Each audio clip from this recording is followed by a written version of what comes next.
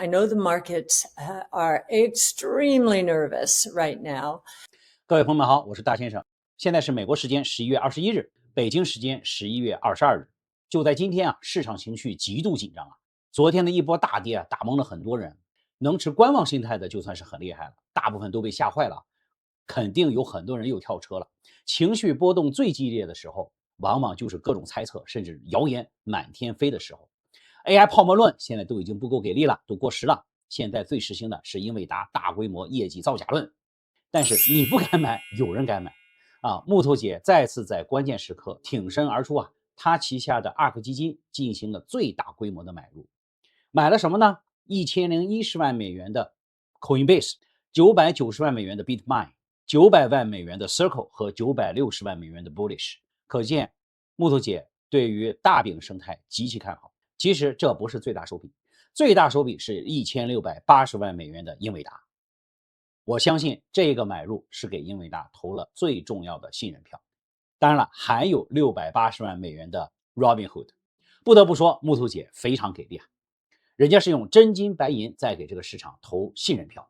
不仅如此，木头姐还发布了专门的视频来阐述对自己对整个市场的看法，观点非常犀利，因为直接回答了大家最关心的问题：这波调整到底是怎么回事？何时是个头？更是谈到了对大饼整个生态的看法。木头姐认为，当前市场是因为短期流动性缺乏导致，这波压力很快就会过去，最晚到12月，市场有望重回强势的牛市轨道。因为整个视频有1小时，太长了，我把关键点做了提炼，变成了7分钟左右的精选。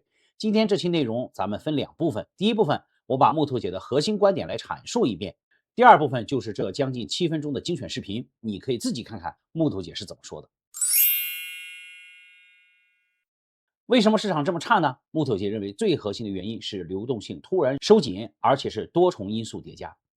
第一重磅级事件，美联储的量化紧缩。市场原本预期11月议息会议就会宣布结束量化紧缩，结果美联储没有松口，这让大家有点措手不及。现在美联储官员的表态也偏谨慎，担心通胀重新抬头，特别是关税带来的成本推动压力。虽然企业和消费者已经吸收了相当一部分冲击，但是数据确实还是显得比较焦灼。第二，美联储储备规模已经从疫情高峰期的近9万亿美元下降到了目前的6.6万亿美元，钱被抽走2.4万亿，持续缩表自然抽走了流动性。第三，更要命的是财政部一般账户余额高企目前接近9400亿美元，而过去3年正常水平只有6000亿美元左右。为什么？因为美国政府持续关门状态，多出来了3400亿，全是因为政府关门，钱死死捂在国库里边放不出来，财政支出被卡住，大量税收留在国库，没有流向市场，形成隐性超级紧缩。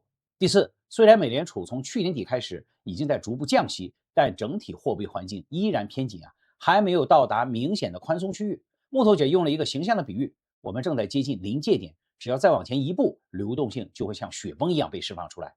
好消息是，所有这些短期压力都有明确的到期日。首先，量化紧缩大概率会在12月议息会议正式结束，这本身就相当于一次隐性的量化宽松。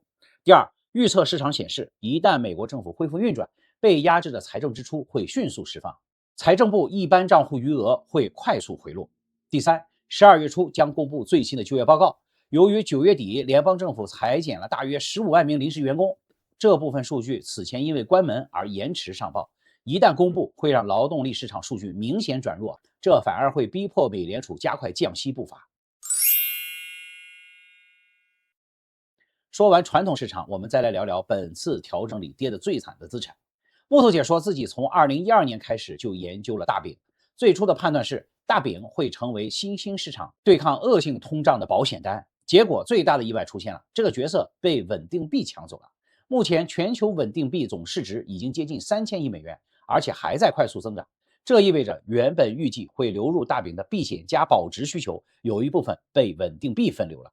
但是关键来了，其他条件并没有变，同期黄金价格几乎翻倍，黄金总市值也翻倍。木头姐对大饼的估值框架之一，就是大饼最终能达到黄金市值的1半左右现在黄金的盘子做大了，大饼的目标价一定也会水涨船高。他们的长期看涨目标几乎没有调整。一句话总结，稳定币抢走了大饼的部分叙事，但黄金牛市又把这部分给还了回来，所以他们依然维持对于大饼超级牛市的判断不变。最后给所有投资者来一句话，稳定军心。加密资产对流动性极其敏感，所以这次跌得最狠，但一旦12月流动性压力全部解除，它反弹起来也会最猛。目前的调整正是牛市途中一次正常的洗盘和回踩。木头姐最后强调，我们相信更大级别的牛市已经牢牢树立，只需要耐心等到年底这几颗地雷全部排除。12月量化紧缩结束，政府开门，就业数据转弱，美联储再次降息，这4个事件几乎确定会在未来6周内密集发生。届时股市和加币市场大概率会迎来一波气势如虹的跨年行情。按照木头姐的分析，现在这波恐惧很快就会成为2025年最珍贵的上车机会。我们再来看看今天的总体情况。今天直播的时候我就说，如果英伟达能够回到180就非常满意了。结果收盘的时候，英伟达的价格是178，而且我们可以看到谷歌又达到了300啊。现在是谷歌的强势阶段，它的行情并没有结束。11月还没有结束，远远没有到盖棺定论的时候，各位还是要保持耐心。我是坚定的市场看多者，这个点从来没有发生改变。我更是坚信科技推动人类进步，这个点更是没有改变。不能说英伟达造假论没有可能性，但是这种可能性微乎其微，估计比我中彩票的几率还要低很多才对。好的，下面的部分就是木头姐精选视频，非常推荐各位观看，有理有据，没有阴谋论，咱们只要理性分析和推理。I know the markets are extremely nervous right now. The equity market and the crypto markets especially. And we think we understand why. And we also think this too will pass. Because there are some very short-term reasons, mostly having to do with liquidity drying up. Again, very short-term, associated with Treasury and Fed balance sheet, or the Treasury general account and the Fed balance sheet primarily. And so we'll go into that in a minute. But we think that they will clear up within the next month. We have, first of all, quantitative tightening ending on, I believe it's December 1st. Now, many observers expected the Fed to end quantitative tightening with its last meeting. It did not. That was a little unsettling to the markets. And we're hearing from various Fed officials that there is more fear that inflation will not continue to unwind. We have a very strong view to the contrary. But the burden of proof is on us. The indicators have been sticky. Tariffs are one of the reasons, even though business has absorbed, we think, at least half of the shock from tariffs. So quantitative tightening, we think, will end December 1st. That's a de facto easing.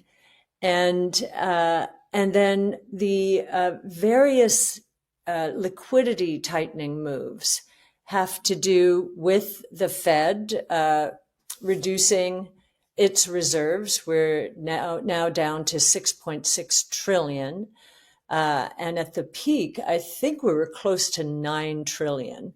The Treasury general account is at 940 billion. Normal over the last 3 years has been 600 billion. So the Treasury, because the government is shut down, is building cash and not releasing it into the system. The Fed has been very concerned about all of the easing and inflationary ramifications coming out of COVID, and they still are there, although they have been easing. Interest rates have been coming down since late last year, haltingly to be sure, but they are coming down. By some measures, and we'll go through the charts, while the Fed is easing, it is still quite restrictive. And so we need to hit that tipping point. And we do think that the next Fed meeting, which I believe is December 10th, will be the next decision, that the Fed will take interest rates down again. Now, I am a little concerned that we seem to have more hawks now building on the Fed. That's a bit of a change.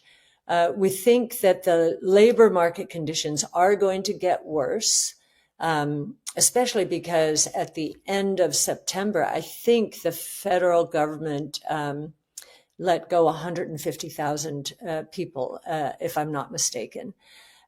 So they will get worse when they are reported. And I think that's going to change the dynamic considerably. So when will they be reported? Well, we need to get the government back to work.